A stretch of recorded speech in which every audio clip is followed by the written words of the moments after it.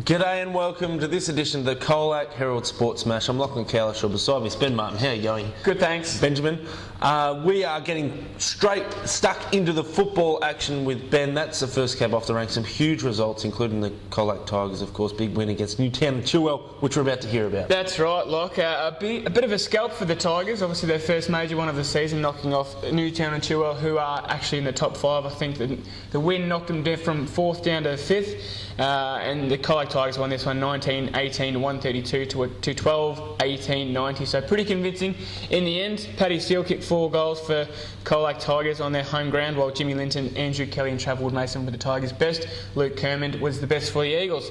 Into COLAC District Football League news now. Some pretty big results, none bigger than the COLAC Imperials suffering their first loss of the season. They are beatable. Now, their winning streak was 15 games. It dated back to June last year, so almost lasted a full year.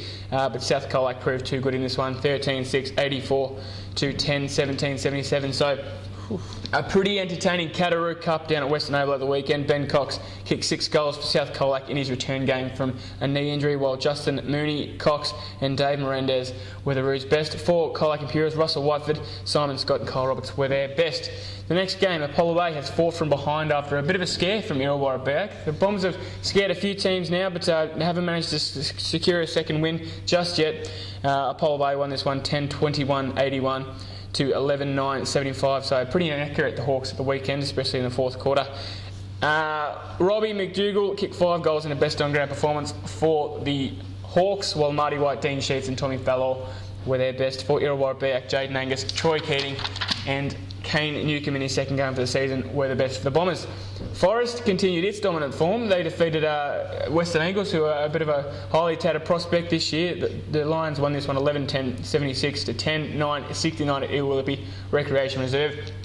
Ben Hood kicked 3 goals for Forest, while Sean Calcedo, Scotty Ganger and Michael Big G Gregorio were the Lions' best. For Western Eagles, Reece Burke kicked 5 goals in his second game back from injury, while defender Graham Lynch, Andrew Hodgson and Burke were the Eagles' best. The next game, nothing too exciting about this one, but Lorne defeated Otway Districts in a bit of a one-sided clash here. The Dolphins won 27-15, 177 to 11-3, 69 at Stribling Reserve.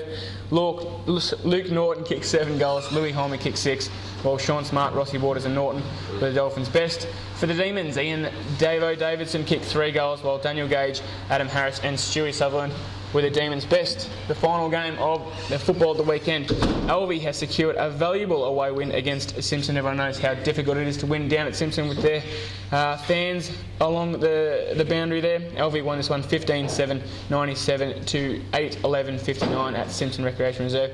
For Alvey, Spencer Williamson kicked 4 goals, while Andre De Lorenzo, Williamson and Hayden Hickey were the Swans' best. For Simpson now, Daniel Mason kicked 2 goals, Sam Rankin kicked 2 goals, while their best players were Chester Gardner, Joel Hayward and Steve McCallum. Birregurra had the bye at the weekend, so now we'll cross to the netball. And in the netball, we've got the GFL netball coming at you first of all. It's the COLAC Tigers versus Newtown and Chilwell down at COLAC Central Reserve, and the Eagles got the points 48 to 39. But it was obviously a closely contested match. Only 9 goals in it against a top 5 competitor, so the Tigers can certainly hold their heads high.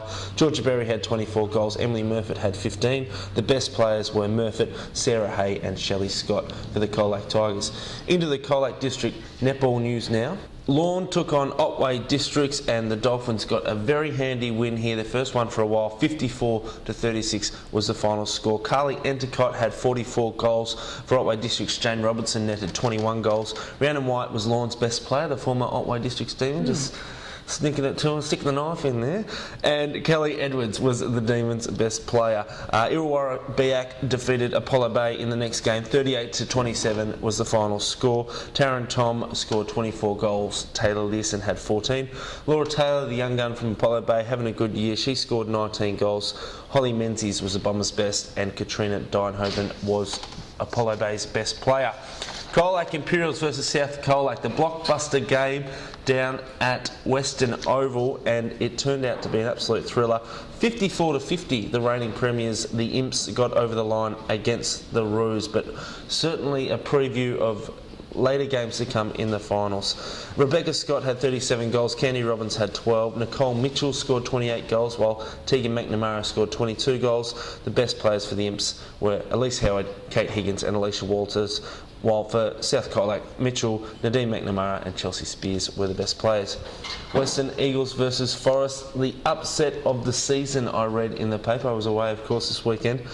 Forest defeated the Western Eagles 42-29. They had Sarah Scutchings, 26 goals, Georgia Cowdrey, 16. Danielle Bowen was the Eagles' high scorer with 15 goals, while Ashley Williamson and Emily Ryan got the best player votes for their respective teams. The final game is Simpson taking on Elvie. Elvie got a valuable win, 37-32 was the final scores. They outlasted the Tigers quite well. Georgia Robinson had 20 goals, Mercedes Hickey had 17, Jessie Hawkins 19 for the Tigers, while Robinson, Kelly Powell, Hayley Powell and Jessie Hawkins were among the game's best players. As Ben said, Berriga had the bye, so that brings us to our favourite part of the show. It's the COLAC Herald Sports Person of the Week.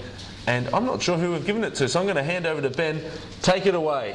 Look, we couldn't go past it this week. They've had a tough start of the season. They've finally come through with the goods, and we've given it to a Forest netball, obviously, after their valuable win against Western Eagles. Locke, you're going to narrow it down. Who are we going to I will narrow it down to Georgia Cowdrey. I did know who it was, I just forgot. Georgia Cowdrey, she's been having a very good year, and she played well in this match alongside Sarah Scutchings, which was her first game for the Lions. Obviously had an important part in the win, but well done to Georgia Cowdrey and well done to Forest for breaking that winless streak. And that's it from Ben and I for this week. We'll catch you next time. See ya.